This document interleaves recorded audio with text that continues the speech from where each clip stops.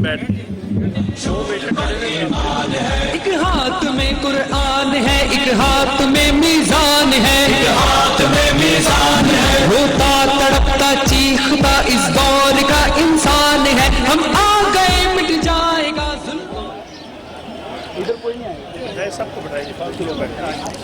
الحمد للہ رب العالمین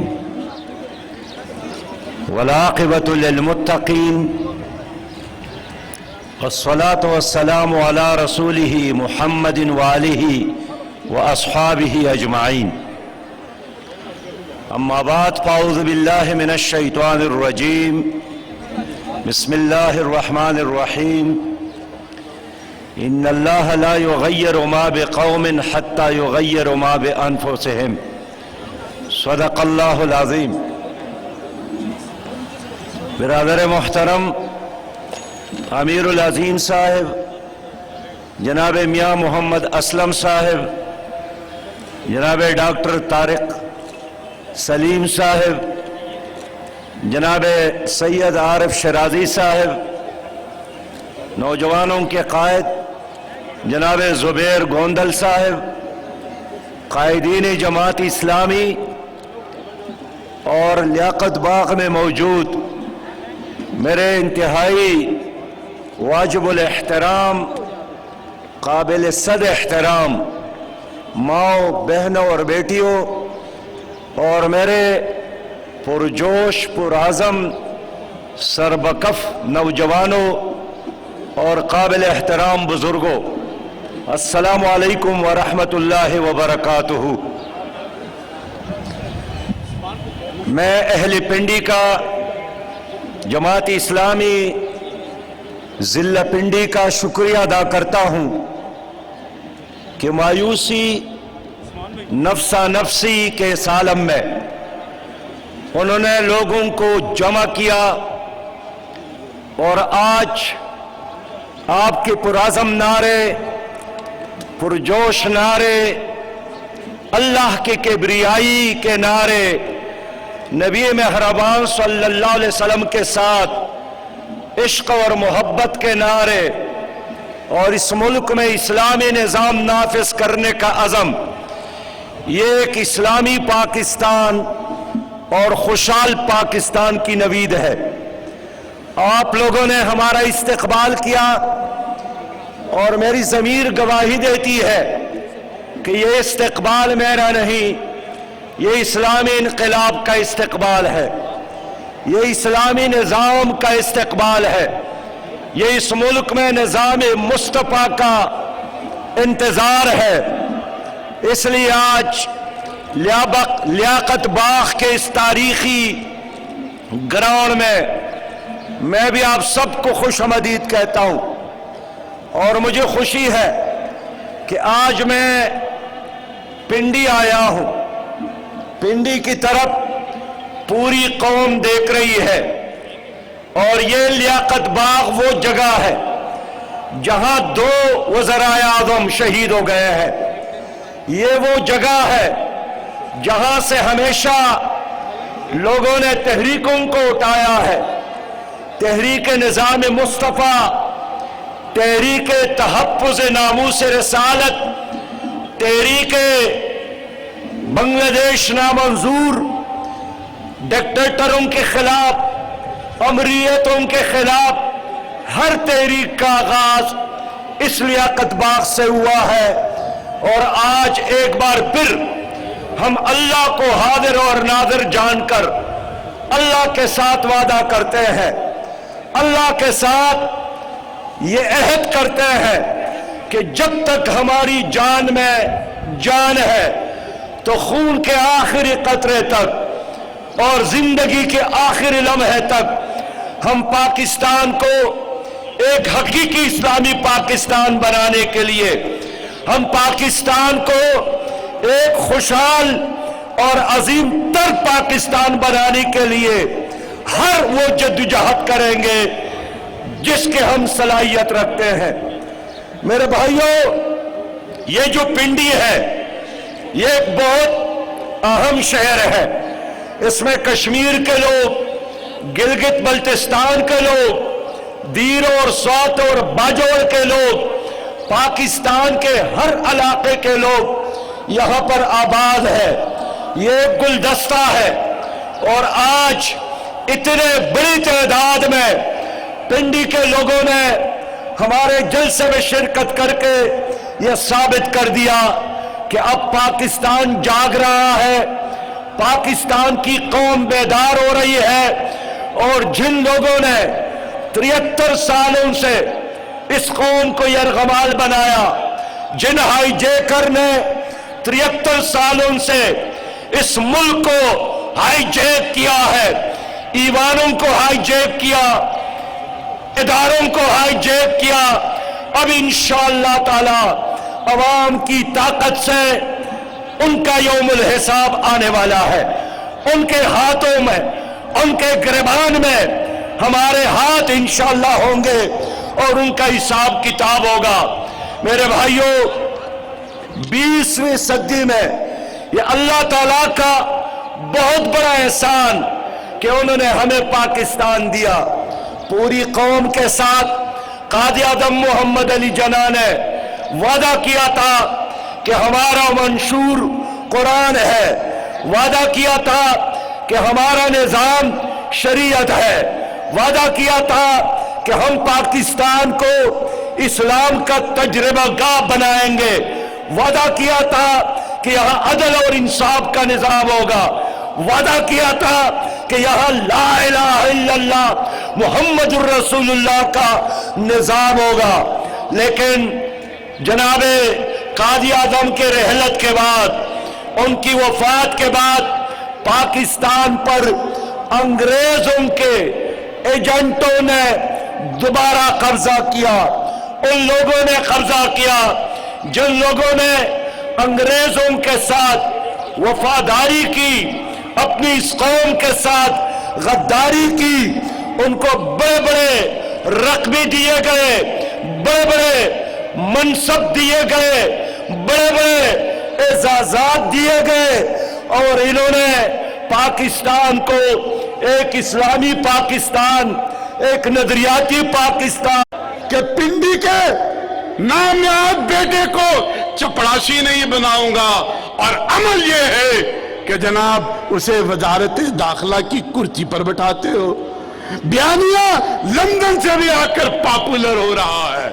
بیانیہ کیا ہے کہ جناب اسٹیبلشمنٹ حکومتوں کو چلنے نہیں دیتی. میں پوچھتا ہوں تمہارا عمل کیا تھا؟ فارورڈ گروپ تم نے بنائے، چھانگا مانگا تم نے آباد کیا، عدالتوں میں جا کر حکومتیں تم نے کروائی، اور لندن میں جا کر اپنے لوگوں کو بلا کر قرآن پاک کو بیچ میں رکھ کے ایکسٹینشن کے فیصلے کیے. میرے بھائیوں، ایسے بیانیے پر لعنت بھیجیے. اس پاکستان کو اگر ٹھیک کرنا ہے تو آپ عمل دیکھیے. بیانیوں پر جائیں گے، ووٹ دیں گے تو ووٹ لینے والے کہیں گے ووٹ لینے سے پہلے کہ اگر ہم IMF میں گئے تو خودکشی کر دیں گے، اور ووٹ لینے کے بعد اسٹیٹ بینک کے اندر IMF کو سلامت تسلط دینے کے لیے ترمیم کریں گے. نیپرا میں ترمیم کر دی، بجلی کے بل اور سرچارجز میں اضافہ کیے جا رہے ہو. آخری بات یہ کہتا ہوں، اس گھر کو، اس ملک کو ٹھیک کرنا ہے تو دو باتیں. پہلی بات یہ کہ قرضے لینے بند کر دو. اسٹیٹ بینک اور پاکستان کی معاشی نظام کو درست کرنے کے لیے پوری اکانومی انڈسٹری کے اندر، معاشی وزارت کے اندر، اکنامک ڈویژن کے اندر IMF اور ورلڈ بینک کے وائرس کو ختم کر دو. اور دوسری بات یہ کہنا چاہتا ہوں کہ جمہوریت کو ٹھیک کرو. بچہ جمہوریہ میں نہیں چاہیے، وہ بچہ جمہوریہ کہ جس میں پارٹیاں وصیتوں پر چلتی ہیں، پیو पुत्र और फुफ्फी पीपीपी का मतलब बन जाता है। और वसीयतों पर कभी बेटी आगे करते हो और कभी बेटे को आगे करते हो। यह बच्चा जमूरो, जब तक आप इस लियाकत बाग की जमीन में दफन नहीं करेंगे, जमहूरियत बहाल नहीं होगी, नहीं होगी। हमको हर दौर की गर्दिश ने सलामी दी है, हमको हर दौर की गर्दिश ने सलामी दी है। हम वो पत्थर हैं जो हर दौर में भारी निकले। मैं डरा नहीं, मैं झुका नहीं, कहीं छुप छुपा के खड़ा नहीं। जो डटी हुई है महाज पर, मुझे उन सफों में तलाश कर। अब मेरे और आपका दिलों की धड़कन दयानतदार कर उठकर इस्तकबाल कीजिए। जनाब अमीर जमात-ए इस्लामी पाकिस्तान, आप 5 मिनट तक झंडों को लहराते हुए उनका खिताब सुनिए। तमाम लोग, हमारी खातीन बहनें भी खड़ी होंगी, मर्द भी खड़े होंगे, और जो लोग दाएं बाएं आराम से बैठे सस्ता रहे हैं वो उठ के पंडाल के अंदर आए, मुनज़्ज़म होने का सबूत दें। और स्टेज पर सवाए मीडिया के फोटोग्राफर के कोई आदमी खड़ा नजर नहीं आएगा। अगर कोई खड़ा होगा तो उसको नीचे जाना चाहिए। नारे तकबीर! नहीं, इस तरह नहीं, भी झंडे भी लहराने, मुक्के भी फिजा में बुलंद कर रहे हैं और पूरी कुव्वत से आपने नारों का जवाब देना है। पाकिस्तान का मतलब क्या? अभी कुछ झंडे नहीं आपने रहे, सारे लहराए, जरा मंजर बनेगा, माहौल बहुत अच्छा है। तेरा मेरा रिश्ता क्या? कश्मीरियों से रिश्ता क्या? इस जिंदगी की कीमत क्या? इंडिया का जो यार है। नहीं यार, इतने गद्दार मोदी ने दाढ़ी भी रख ली लंबी सी, तो आप जरा जोर से कहें ना। इंडिया का जो यार है, जो बिकने पर तैयार है, सिराजुल हक कदम बढ़ो, सिराजुल हक कदम बढ़ो।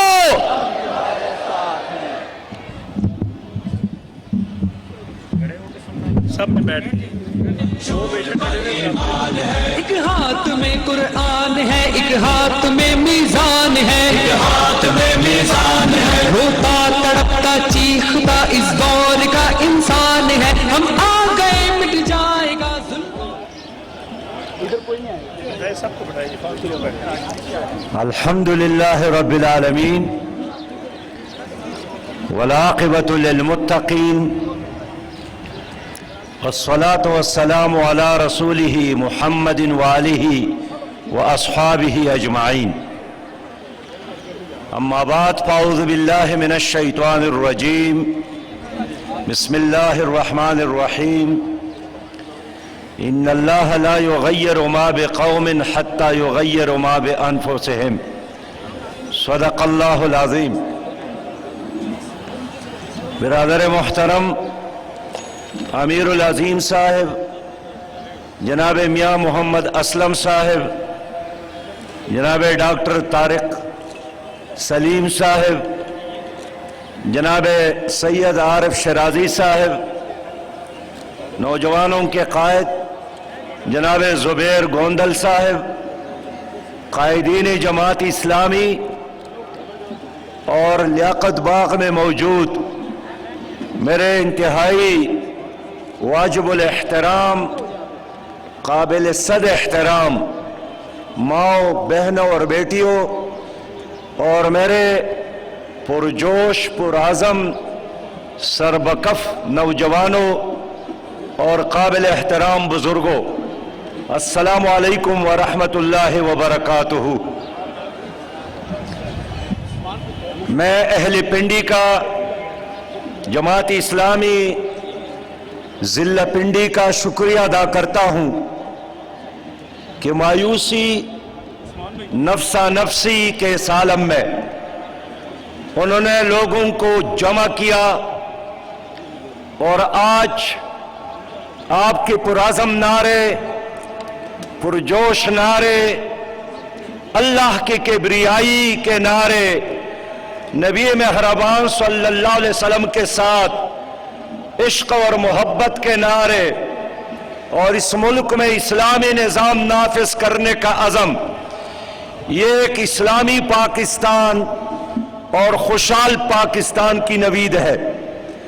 आप लोगों ने हमारा इस्तकबाल किया और मेरी ज़मीर गवाही देती है कि ये इस्तकबाल मेरा नहीं, ये इस्लामी इनकलाब का इस्तकबाल है, ये इस्लामी निज़ाम का इस्तकबाल है, ये इस मुल्क में निज़ाम मुस्तफ़ा का इंतज़ार है। इसलिए आज लियाकत बाग के इस तारीखी ग्राउंड में मैं भी आप सबको खुशामदीद कहता हूँ और मुझे खुशी है कि आज मैं पिंडी आया हूँ।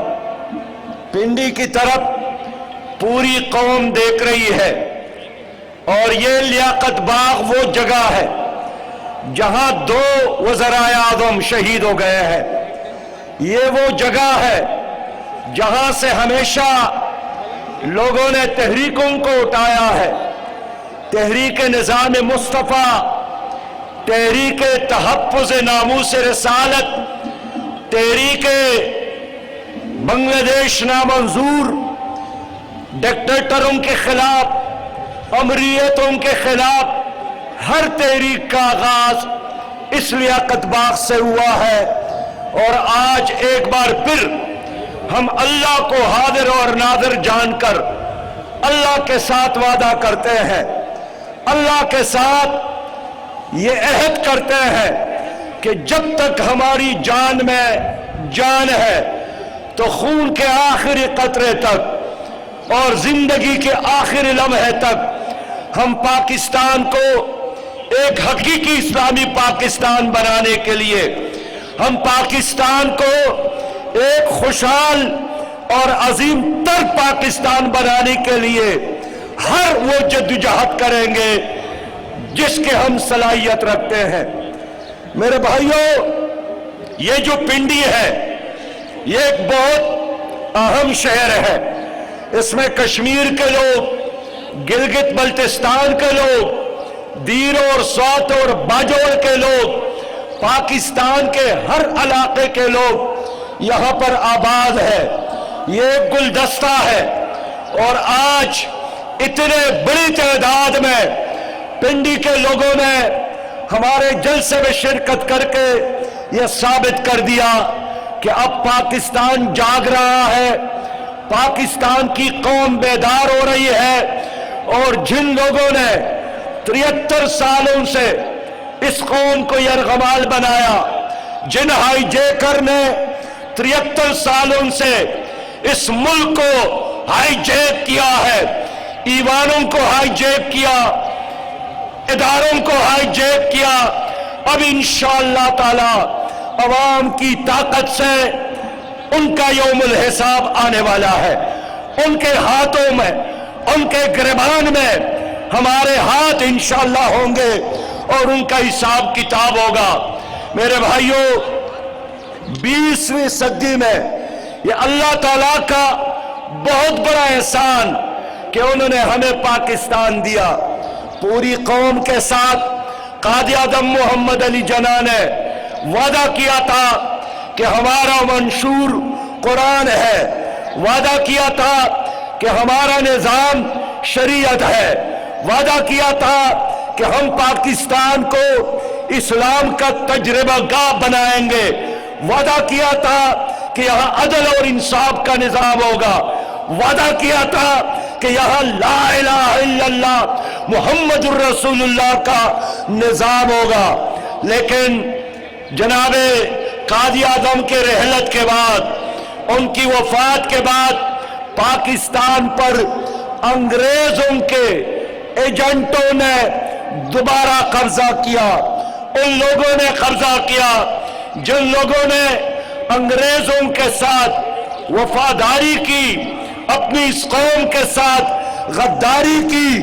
उनको बड़े बड़े रकबे दिए गए, बड़े बड़े मनसब दिए गए, बड़े बड़े एजाजात दिए गए और इन्होंने पाकिस्तान को एक इस्लामी पाकिस्तान, एक नजरियाती पाकिस्तान, एक खुशहाल पाकिस्तान नहीं बनने दिया।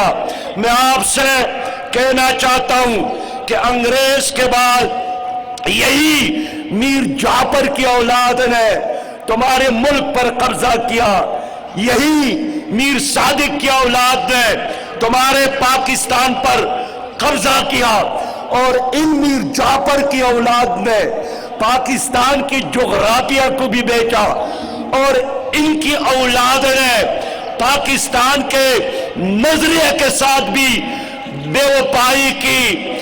आज शर्म की बात है कि बांग्लादेश बनने के बाद 50 साल पूरे हो गए और वहां एक जश्न, बंगाल और मोदी इंडिया का वजीर आजम और बांग्लादेश का वजीर आजम मना रहे हैं पाकिस्तान तोड़ने का जश्न, पाकिस्तान की बन में 1000 फौज की शिकस्त का जश्न।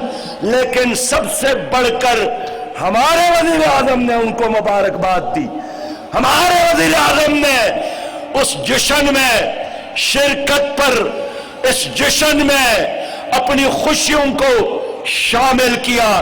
या तो ये लोग अपनी तारीख से बेखबर है, पाकिस्तान की हिस्ट्री से बेखबर है, या कोई शऊर नहीं रखते, या वाकई ये लोग मीर जाफर की नस्ल से ताल्लुक रखते हैं कि अपने मुल्क के तोड़ने पर दुश्मन मोदी जो जश्न मनाने बांग्लादेश पहुंचा है, हमारे हुक्मरान भी उस जश्न पर मुबारकबाद देते हैं। इसलिए इन सियासी दहशतगर्दों का मुकाबला करना है, इन मुआशी दहशतगर्दों का मुकाबला करना है, इन मुसल्लह दहशतगर्दों से अपनी कौम को आजाद करा के एक पुरअमन पाकिस्तान बनाना है। मेरे भाइयों, अल्लाह रब्बे करीम ने आप पर बहुत सारे एहसानात किए हैं, रहमतों की बारिश की है, लेकिन ये जो ज़मीर परोश तबका है, ये जो बहन और ख्वाहिर परोश तबका है, ये जो कौम फरोश तबका है, ये वतन परोश तबका है, ये आपकी तरक्की के रास्ते में रुकावट है। खुदा की कसम, चंद खानदान है जिन्होंने तुम्हारे कंधों पर बैठकर 73 साल तुम्हारे जाया किए। आप चांद पर जा सकते थे, आप मरीख तक दूसरी कौमों की तरह सफर पर रवाना हो सकते थे, लेकिन इन मीर जाफरों की औलाद ने तुम्हारी तरक्की को भी सबूताज किया, तुम्हारी जोग्राफिया को भी सबूताज किया, और आज कायद का पाकिस्तान इस जालिम तबके ने, इस करप्ट अशराफिया ने, अंग्रेज के गुलामों ने नस्लों में तकसीम किया, जुबान की बुनियाद पर तकसीम किया, मसलकों की बुनियाद पर तकसीम किया। एक पाकिस्तान नहीं बनने दिया गया, एक पाकिस्तानी कौम वजूद में नहीं आई, और दुनिया के बेहतरीन कौम को इन्होंने तकसीम दर तकसीम किया। हाल ये है, मेरा ईमान है कि मदीना मुनव्वरा के इस्लामी रियासत के बाद इस कायनात में अगर कोई मुकद्दस रियासत है तो वो पाकिस्तान है। इसलिए कि ये पाकिस्तान पंजाबियों के लिए नहीं, पठानों के लिए नहीं, सिंधियों के लिए नहीं, बलोचों के लिए नहीं, मुहाजिरों के लिए नहीं, ये पाकिस्तान ला इलाहा इल्लल्लाह मुहम्मदुर रसूलुल्लाह के लिए बना था। लेकिन ला इलाहा इल्लल्लाह के निजाम में ये जालिम करप्ट अशराफिया कल भी रुकावट था, आज भी ये रुकावट है। यही लोग हैं जिन्होंने 37 सालों से इस मुल्क पर अमरीयत मुसल्लत की और जर्नेलों ने हुकूमत की। मैं पूछना चाहता हूं, आप इंडिया की बात करते हैं, क्या इंडिया में एक दिन के लिए मार्शल लॉ आया है? क्या अमेरिका में मार्शल लॉ आया है? کیا برطانیہ میں ماشاء اللہ آیا ہے؟ کبھی فرانس کے لوگ ماشاء اللہ کے لفظ سے آشنا ہے، کبھی جاپان میں بھی ماشاء اللہ آیا ہے، کبھی ہالینڈ میں ماشاء اللہ آیا ہے۔ یہ بدقسمت پاکستان ہے کہ یہاں 37 سال آپ کی اس قوم کی جرنیلوں نے ضائع کیا، ایوب خان کی صورت میں، ضیاء الحق کی صورت میں، پرویز مشرف کی صورت میں، اور بقیہ عرصہ ان اسٹیبلشمنٹ کے وفادار تابعدار ایجنٹوں نے آپ کا ضائع کیا۔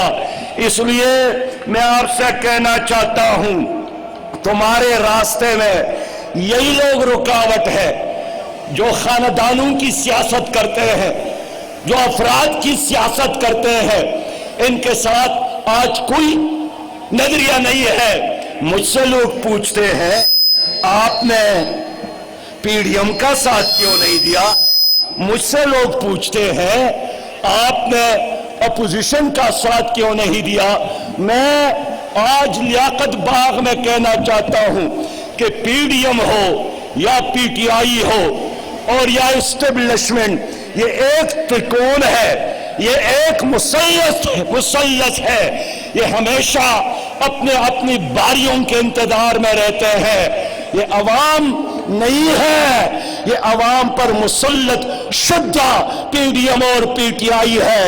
میں کہنا چاہتا ہوں یہ سونے کے سومنات ہے، یہ دولت کے سومنات، اور انشاءاللہ تعالی دولت کی بنیاد پر ان سیاست کے سومناتوں کو ہم پاش کریں گے۔ اب اس ملک میں عوامی انقلاب آئے گا، اب اس ملک میں اسلامی انقلاب آئے گا۔ اب یہاں خاندانوں کی سیاست انشاءاللہ تعالی نہیں چلے گی۔ مجھ سے کل ایک صحافی نے پوچھا کہ سلیکٹڈ کون ہے؟ میں نے صاف بتایا کہ کم از کم ان تینوں جماعتوں میں ایک پارٹی بھی ایسے نہیں ہے، وہ پی ٹی آئی کی صورت میں ہو، پیپل پارٹی کی صورت میں ہو یا مسلم لیگ کی صورت میں ہو، جو اسٹیبلشمنٹ کے فیڈر کے بغیر کہیں بڑی ہو اور اقتدار میں آئی ہو۔ اور آج بھی ان کے درمیان، پی ٹی آئی اور پی ڈی ایم کے درمیان لڑائی امریکی world bank I M F کے غلامی سے نجات کے لیے نہیں ہے، ان کے درمیان تعلیمی پالیسی پر اختلاف نہیں ہے، معاشی پالیسی پر اختلاف نہیں ہے، زرعی پالیسی پر اختلاف نہیں ہے، ان کے درمیان لڑائی اور اختلاف دودھ کی اس فیڈر پر ہے، دودھ کی اس بوتل پر ہے جو اس وقت عمران خان صاحب کی منہ میں ہے، اور باقی کہہ رہے ہیں یہ فیڈر ہمیں مل جائے اور اس کے انتظار میں رہتے ہیں۔ میرے دوستو، سریا کے زینوں پر تیز قدم گر چڑھنا ہے، تعلیم و تحقیق کے میدانوں میں ان ظالموں کی وجہ سے، ان سیاسی دہشت گردوں کی وجہ سے، ان معاشی دہشت گردوں کی وجہ سے آج میری عدالتوں میں غریب کو انصاف نہیں ملتا۔ آپ بتائیں لوگوں، آپ غریب لوگ ہیں، غریب لوگوں کو عدالتوں میں انصاف ملتا ہے؟ انصاف بکتا ہے۔ غریب کے بچے کو ان تعلیمی اداروں میں معیاری تعلیم نہیں ملتی، ان کی وجہ سے ہماری ایوانوں میں، اسمبلیوں میں ایک سیکنڈ پر، قومی اسمبلی پر، سینٹ اور صوبائی اسمبلی پر آپ کے روزانہ کروڑ روپیہ خرچ ہوتے ہیں۔ ایک لمحے پر جب قومی اسمبلی کا ممبر گاڑی میں بیٹھتا ہے تو بھی آپ کا پیسہ اس پہ خرچ ہوتا ہے، جب وہ سانس لیتا ہے تو سانس کے ہر کش پر آپ کا پیسہ خرچ ہوتا ہے۔ لیکن آپ کی ایوانوں میں گالیوں کے علاوہ اور کوئی چیز ہم نے نہیں سنی، کبھی بھی اس میں قانون سازی نہیں ہو رہی ہے، کبھی بھی اس پر غریب کے حق کے لیے کوئی ڈسکشن نہیں ہے، اور جو بھی لڑائی دست گریبان یہ نظر آتے ہیں ذاتی مفادات کے لیے۔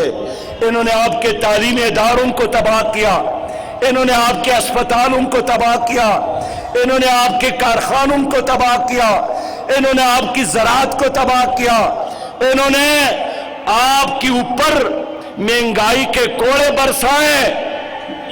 آج بھی ہمارے ملک میں رمضان کا مہینہ آ رہا ہے، رحمت کا مہینہ آ رہا ہے، ہماری حکومت نے چینی فی کلو قیمت 110 روپیہ تک بڑھائی، 1 کلو گھی کی قیمت پونے 200 روپے تک، 1200 چینی کے فی بوری قیمت میں اضافہ ہوا، پٹرول اور ڈیزل کی قیمت میں اضافہ ہوا، بجلی جو بھی استعمال کرتا ہے مہینے کے آخر میں اس پر آسمانی بجلی گرتی ہے۔ ان ظالموں نے کیا کیا؟ اللہ تعالیٰ نے پاکستان کو دنیا میں ایک اہم مقام دیا ہے، ہم گنا پیدا کرنے میں 8ویں نمبر پر ہے، دال پیدا کرنے میں 30 نمبر پر ہے، لائف سٹاک اور گندم پیدا کرنے میں 5 اور 8 نمبر پر ہے، لیکن اس کے باوجود بھی چینی کی قیمت فی کلو 110 روپیہ تک پہنچ گیا۔ وزیر اعظم نے فرمایا کہ لنگر خانے میں لوگوں کو افطاری دیا جائے، سحری دیا جائے۔ میں آپ سے پوچھنا چاہتا ہوں کہ رمضان کے مبارک رات اور دن آپ چکوال سے، جیلم سے، اٹک سے، ہری پور سے لنگر خانے میں کھانے کے لیے وہاں سے آپ پہنچ سکتے ہیں؟ قوم نے مطالبہ کیا تھا کارخانے بنایا جائے، ملیشیا کے وزیر اعظم مہاتیر نے آ کر مشورہ دیا تھا عمران خان کارخانے بناؤ، اس نے شاید پوری بات نہیں سنی، کارخانے کے بجائے انہوں نے لنگر خانے بنانے شروع کیے۔ اب دیر کے لوگ کیسے لنگر خانے میں آ سکتے ہیں؟ سوات کے لوگ کیسے لنگر خانے میں آ سکتے ہیں؟ میرا بس چلے تو میں یہ لنگر خانہ تمہارے صدر پاکستان کے ہاؤس میں بناؤں گا اور تمہارا دفتر مسافر خانہ بناؤں گا، کیونکہ وہ جگہ سب کو معلوم ہے آپ نے جہاں لنگر خانے بنائے